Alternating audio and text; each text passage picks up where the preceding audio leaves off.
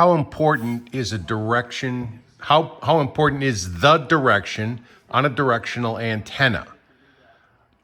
A loop antenna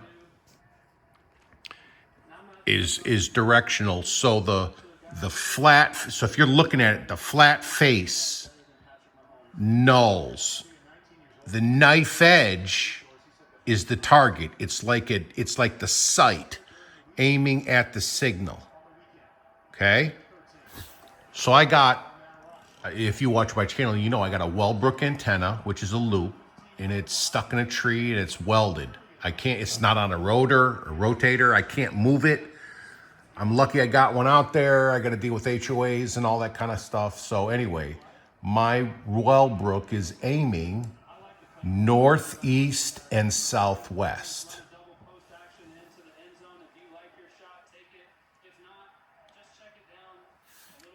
So today I got a bug up my butt. I had an old MLA 30, or it might even be a 30 plus, I don't even remember. It's that cheap Chinese loop, buy them on Amazon, probably $55, something like that. I rigged it up, set it up. I put it on a piece of conduit, plastic conduit, made a cross out of the plastic conduit, and then zip tied the body of it to that, and then left the loop is actually flexible, but it's a piece of wire, and it's pretty good. It keeps its shape. Anyway, I took that out in the back and I put it in the same tree, actually slightly higher than the Wellbrook, and it's facing in the opposite direction. It's facing northwest and southeast. The Wellbrook is northeast and southwest. Then I came back in the house and I popped the cap off of the little box that you plug the USB power into on this MLA. And there's a little potentiometer on there to dial up or down the gain of the antenna. So naturally, the way they shipped it, it was maxed out. Max gain, noise floor, something like this, a noise floor would have been up probably 8, S8 or something. So I popped the top off, got a little tiny screwdriver, and I adjusted the gain down slightly. I tried to match what the Wellbrook is, but I think I'm still a little slightly higher than what the Wellbrook was.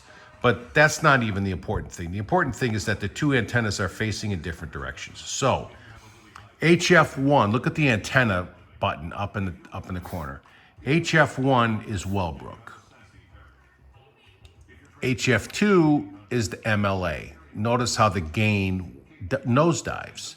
HF3 is my scanner antenna, so it doesn't really come into play here. So HF1, I didn't even know the signal was here.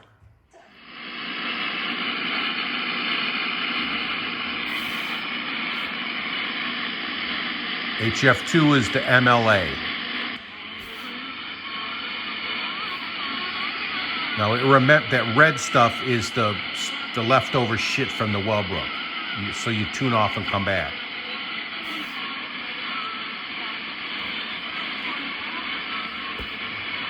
So I am by no means saying that the MLA 30 antenna is better than a Wellbrook. In fact, the opposite is true.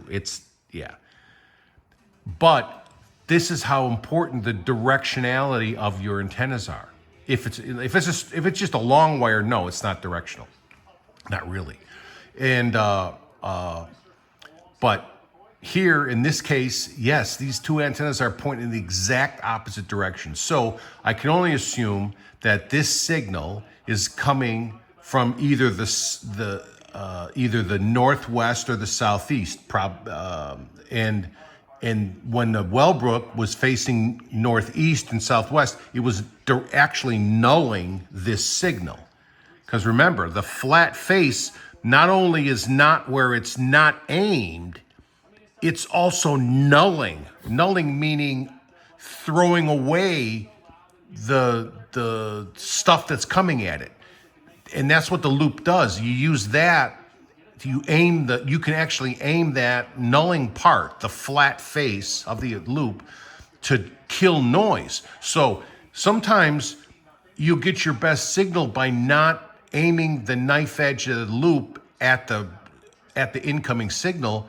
You might get better results by aiming the flat of the loop at the worst noise generator in your vicinity. Loops are very interesting antennas. So let's do this one more time. HF1 is the Wellbrook.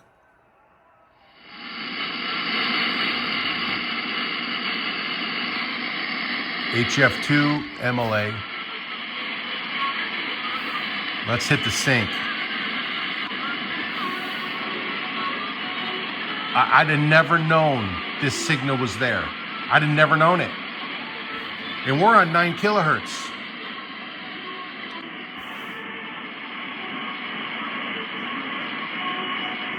Unbelievable.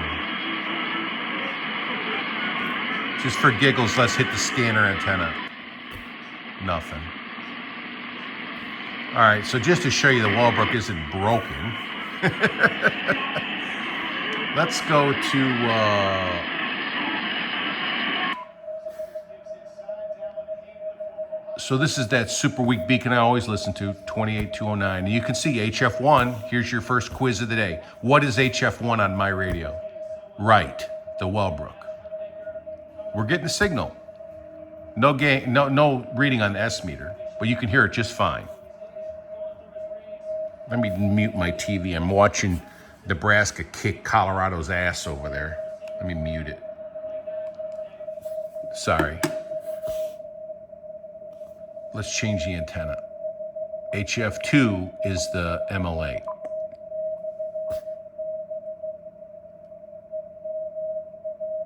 Still no reading on the S meter. Now, since we're at such a high frequency,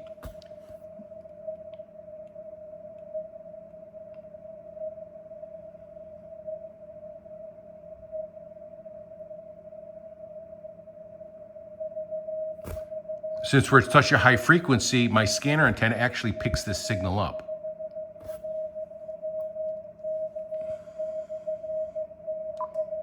There's the Wellbrook.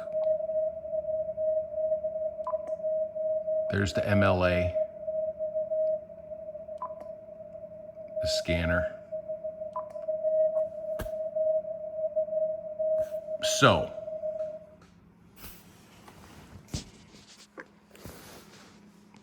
I had a feeling that it might work like this, and it did.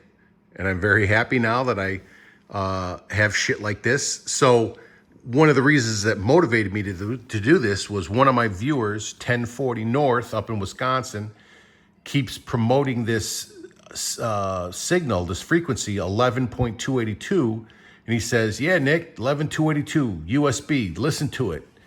And it's in San Francisco and I'm in Dallas. Well, guess which direction is nulled on my Wellbrook? Northwest was nulled. So I'm literally aiming nuclear missiles at San Francisco and trying to wipe it off the face of the earth with my Wellbrook antenna. But now the MLA antenna is actually being productive for the Northwest from my location.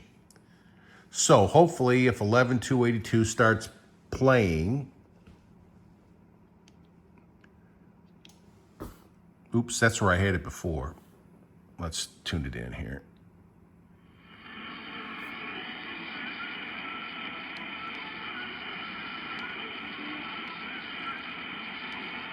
I'm doing this through the lens of the camera, and it's like, we're on SSB. HF2. And then my friend Matt Oddie in Arizona sent me another frequency, 843, and said they're in New York. So I got that one on HF1, which is the Wellbrook. So if someone starts talking on either one, I'll be ready as long as I'm not sleeping, waiting for it to come on. But anyway. And then, before I sign off, I need to send much love and respect to San Diego. To my friend Robert. who's always makes himself available to help me out whenever I need it. I send him weird texts and emails all the time asking him stupid questions about radios, and he's quick with an answer, and he never laughs at me, and he's always trying to help. So, thank you. All right. See y'all later.